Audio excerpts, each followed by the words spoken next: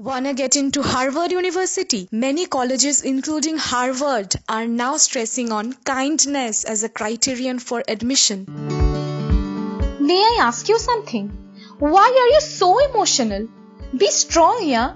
Sensitive people often face these statements. Wait. Does that mean being soft is a sign of being weak? Come, let's delve into the typical separation of a strong act and a kind act. One, fighting against women issues and child abuse is considered strong, and one, feeding the needy, is supposedly tender-hearted? But aren't both the two sides of the same coin?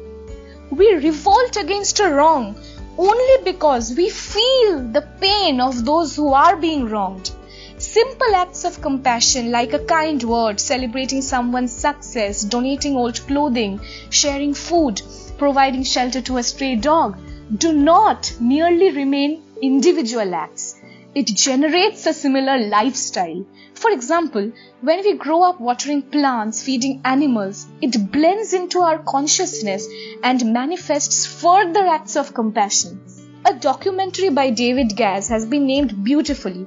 It has been named Kindness is Contagious.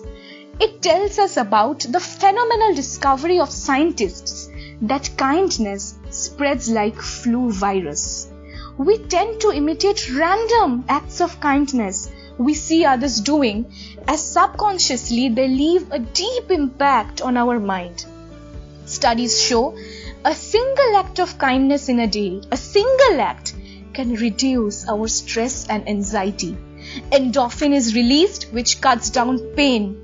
It fuels the release of oxytocin, which we all know is named as the happy hormone. Wanna get into Harvard University? Many colleges, including Harvard, are now emphasizing on kindness as a criteria for admission. Mother Teresa once said, "I alone can't change the world, but I can cast a stone across the water to create many ripples." Those we benefit today lend their hand to someone else in need. Our small acts can then reach a global scale and create a chain of warmth. And this warmth can fight global warming. For lives to flourish, I believe a me outlook must be replaced by a we vision. Some simple lifestyle changes can fight for our due as we switch off the lights while leaving the room. Lesser plastics used, reusing, recycling our junk can prevent our planet from being one. Let's not be a curse to our future generation and give them an earth where fresh food, water and green lands wouldn't be a rarity of sorts.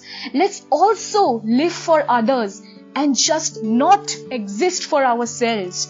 Let's not forget the big difference, the chain reaction, all starts with us.